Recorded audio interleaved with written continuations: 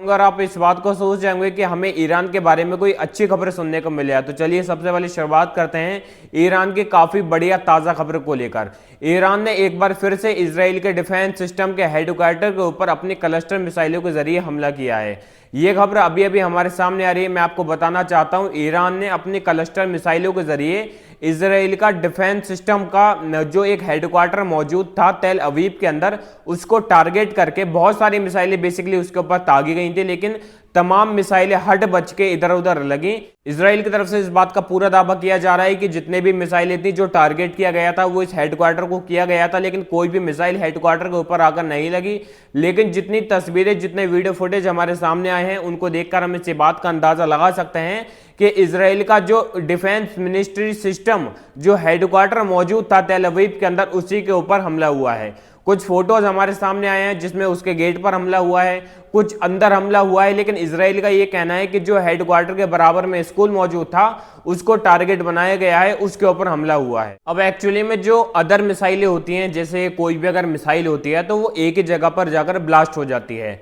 लेकिन ये जितनी क्लस्टर मिसाइलें होती हैं ना, ये क्लस्टर मिसाइलें अपने अंदर से जो बम फेंकती हैं, जो छर्रे फेंकती हैं, उनसे तमाम जगह पर हमले होते हैं। जैसे अगर हम एक चीज को इसको मान लेते हैं कि अगर मैं अपने हाथ को निशाना बनाऊंगा तो उस साइड भी उसके छर्रे जाएंगे, इस साइड भी जाएंगे, तो वो अपने अंदर से बम निकालती है क्लस्टर मिसाइल। इसीलिए ये सारी क्लस्टर मिसाइलें पूरी दुनिया के अंदर बैन है, लेकिन फिर भी ईरान इन मिसाइलों का यूज कर रहा है क्योंकि वो इन मिसाइलों का इस्तेमाल करने पर मजबूर हो चुका है। अब वैसे तो आपको पता होगा कि इजराइल के अंदर जितने भी उसका बम बारूद या फिर आप कह सकते हैं न्यूक्लियर पावर या जितने वेपन्स या जो सामान ऐसा है जो जंग के काम में आता है, उसके लिए उसने बहुत सारे एयर डिफेंस सिस्टम लगा रखे हैं, बहुत सारे डिफेंस कैसे सिस्टम लगा रखे हैं कि उनके ऊपर कोई भी हमला ना कर सके। लेकिन फिर भी ईरान की मिसाइलें तमाम डिफेंस सिस्टम को चकमा देकर उनके हेडक्वार्टर के ऊपर आकर फट जाती है। अभी तक हमारे सामने तमाम खबरें आ रही थी कि इजराइल के अंदर जितने भी उनके वेपन्स रखे हैं, जिस जगह पर वेपन्स के हेडक्वार्टर हैं,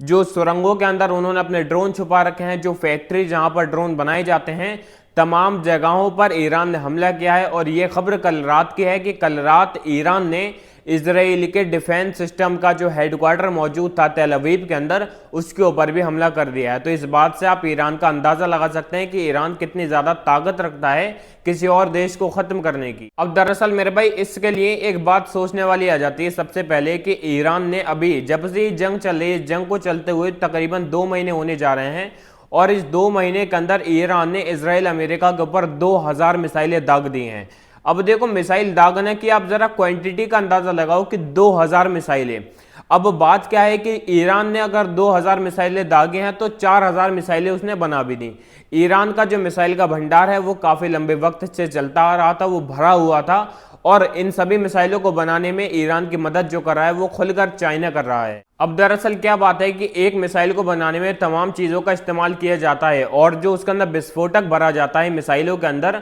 उस विस्फोटक को बनाने के लिए एक केमिकल का इस्तेमाल होता है। और वो केमिकल कहां से आता है? वो आता है चाइना से। वो चाइना के अंदर उस केमिकल को बनाया जाता है, और वो जो केमिकल है वो केमिकल चाइना से डायरेक्ट इंपोर्ट होकर ईरान के अंदर आ जाता है। मैं आपको एक और बात बताना चाहता हूं, देखो, जब से स्ट्रेट ऑफ हॉर्मुज बंद हुआ है तब से कोई भी देश का कोई भी शिप वहां से क्रॉस नहीं हुआ है, लेकिन उस जगह से ईरान से चाइना और चाइना से ईरान अभी तक लगातार यहां से लेन देन चालू हो रहे हैं। अभी हमारे सामने बड़ी खबर आ रही है कि अभी एक आध दिन पहले की खबर है कि चाइना से विस्फोटक बनाने वाला जो केमिकल होता है वो अभी अभी ईरान के अंदर कई शिपों के जरिए पहुंचाया गया है। और अभी हमारे सामने इस बात का भी खुलासा हुआ है कि जितना केमिकल अभी चाइना से ईरान की तरफ इंपोर्ट किया गया है, 4 शिप के अंदर ये केमिकल इंपोर्ट हुआ है, जिससे कि आप अंदाजा भी नहीं लगा सकते कि तकरीबन सैकड़ों की तादाद में बैलिस्टिक मिसाइलों का निर्माण हो सकता है। यानी कि 4 शिप के अंदर इतना केमिकल आया है कि इससे हजारों नहीं सैकड़ों मिसाइलें बन सकती हैं। स्ट्रेट ऑफ हॉर्मुज तमाम देशों के लिए तो बंद है, इस बात का आप लोगों को पता होगा, लेकिन चाइना रशिया के लिए वो पहले भी खुला था और आज भी खुला है। जैसे कि पता है कि अभी